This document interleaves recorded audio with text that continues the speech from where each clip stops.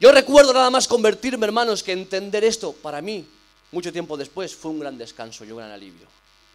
Entender qué se producía dentro de mí para que, a pesar de ser creyente, llamar a Dios y querer hacer el bien, notara cómo a veces de mí salían deseos que me asustaban y que no quería hacer, pero que veía cómo poco a poco iban saliendo e intentaban tomar control en mi vida.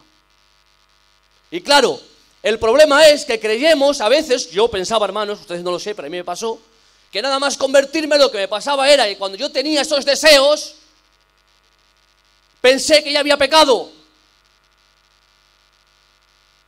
Y entonces casi me derrotaba yo a mí mismo con solamente tener y notar que de mí salían deseos que no eran buenos.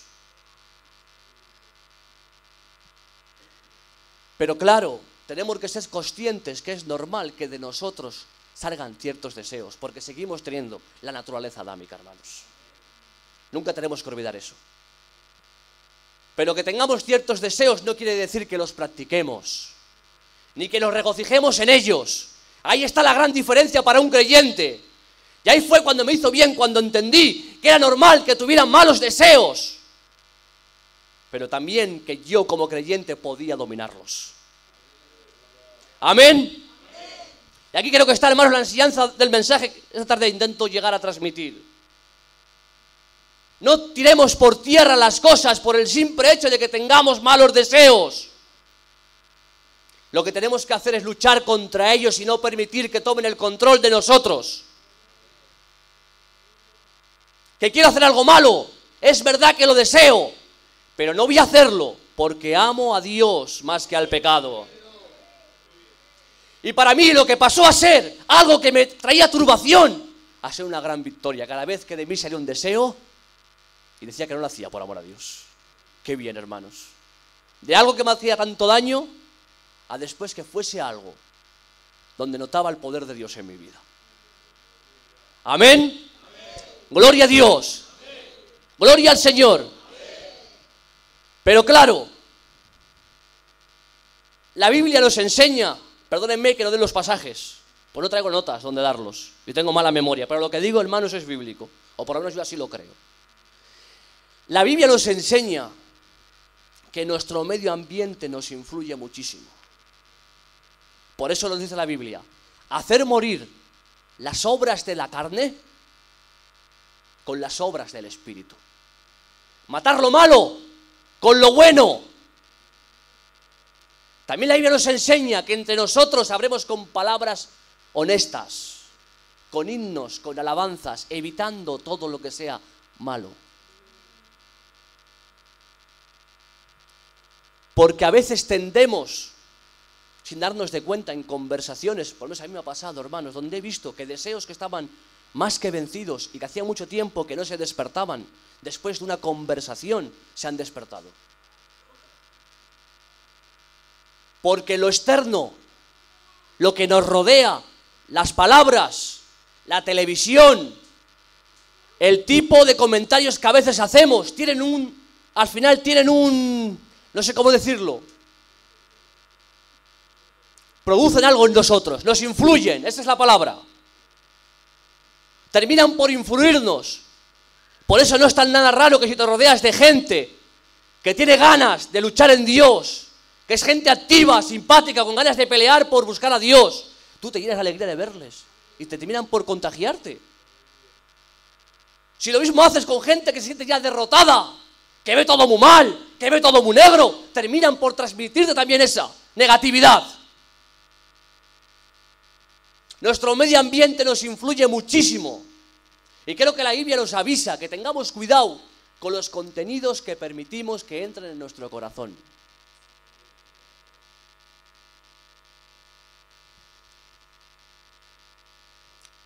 Tenemos, creo, hermanos, desde mi punto de vista puedo estar totalmente equivocado, pero así es como yo lo veo. Creo que tenemos un pequeño problema en nuestros medios, dentro de lo que se puede ser nuestra iglesia, Filadelfia, no sé cómo decirlo.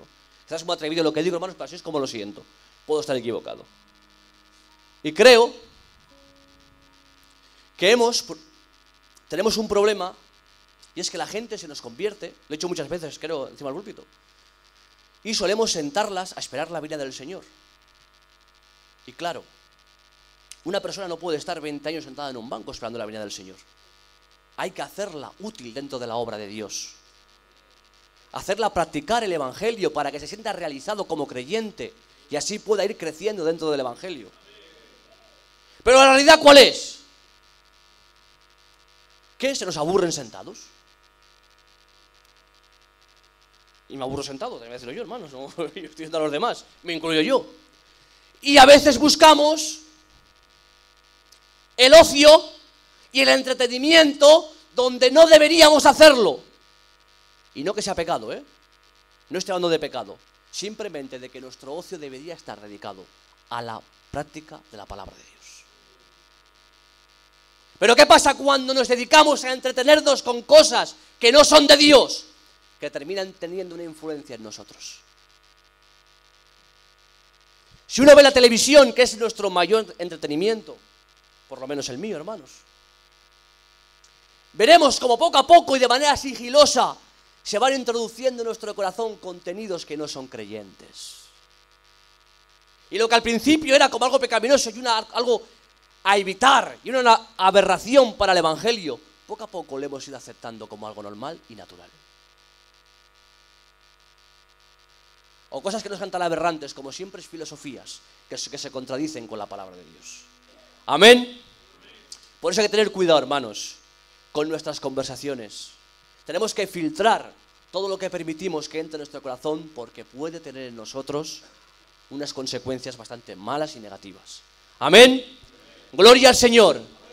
Hacer morir las obras de la carne con las obras del Espíritu. Voy a acabar ya, que si no me sigo hablando sin parar, hermanos. Es verdad que es de lo profundo del corazón desde donde nacen los malos pensamientos. Es verdad, hermanos. Y es verdad que en nosotros tenemos una naturaleza y una ley que a veces nos obliga a hacer cosas que no queremos, sobre todo cuando estamos lejos de Dios. Incluso estando cerca, podemos llegar a resbalar lejos ya y pensar lo que puede llegar a ocurrir. Y creo que por ahí, hermanos, hemos pasado todos. Y lo ideal sería tener comunión con Dios en todas las áreas, no solamente orando, sino también leyendo, porque ambas cosas son importantísimas y fundamentales para el desarrollo de un cristiano, hermanos. Amén. Y vemos cómo es ahí donde nace eso mal de nosotros. Pero también las Escrituras nos enseñan que a ese mismo lugar, que es el corazón, desde donde nacen esos malos pensamientos, también viene a morar ni más ni menos que Cristo. Y es entonces cuando podemos dominarnos a nosotros mismos, cuando es Él quien está arreglando lo profundo de nuestro interior, y es Él quien pone freno a lo que nosotros no podemos ponerlo. Amén. Vamos a leer unos versículos y con esto ya vamos a terminar, hermanos, que si no me hago muy largo. Y vemos como eso es el capítulo 7, donde Pablo nos enseña que en él hay una ley que lo obliga a hacer lo que no quiere. Pero en el 8 hay unos versículos que son preciosos y que por sí mismos tienen una enseñanza, hermanos. Ahora pues, dice después de decir todo eso que le estaba aconteciendo, ninguna condenación hay para los que están en Cristo Jesús. Los que no andan conforme a la carne, sino conforme al Espíritu. Porque la ley del Espíritu de vida en Cristo Jesús me ha librado de la ley del pecado y de la muerte. Porque lo que era imposible para la ley, por cuanto era débil por la carne, Dios, enviando a su Hijo en semejanza de carne de pecado, y a causa del pecado, condenó al pecado en la carne. Para que la justicia de la ley se cumpliese en nosotros, que no andamos conforme a la carne, sino conforme al Espíritu. Qué palabras más bonitas, hermanos. Y creo que aquí está la enseñanza más grande de todo lo que estoy diciendo. No descansamos en nuestras obras, hermanos. Y no quiero que me malinterpreten,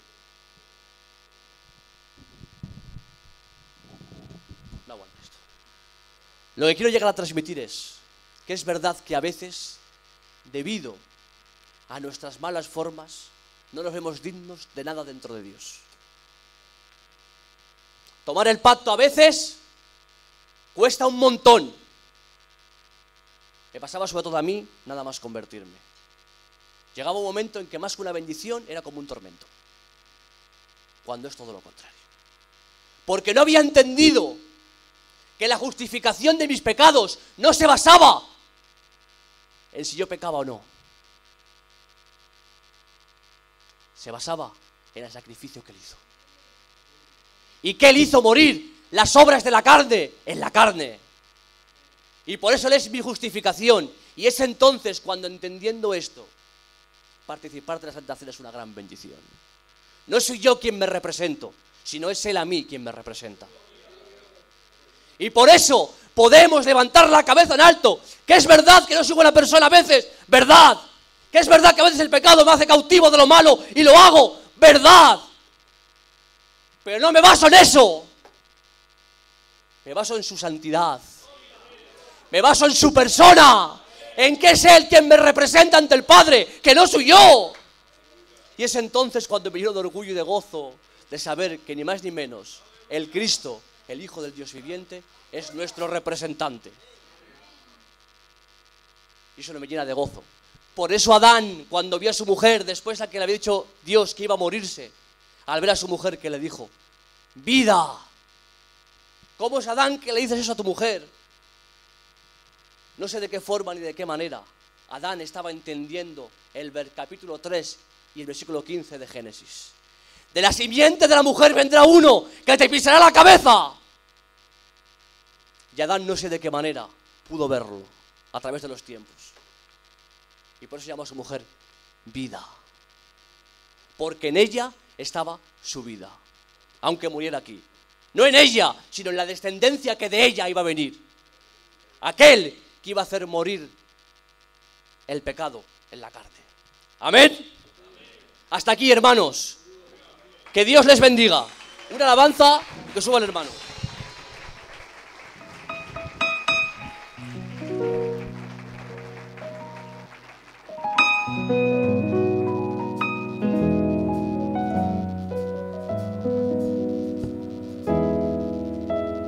Mi Cristo rompe toda cadena, mi Cristo rompe toda atadura.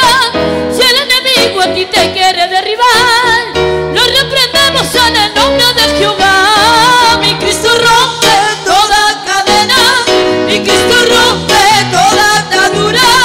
Si el enemigo aquí te quiere derribar, lo reprendemos en el nombre de Jehová.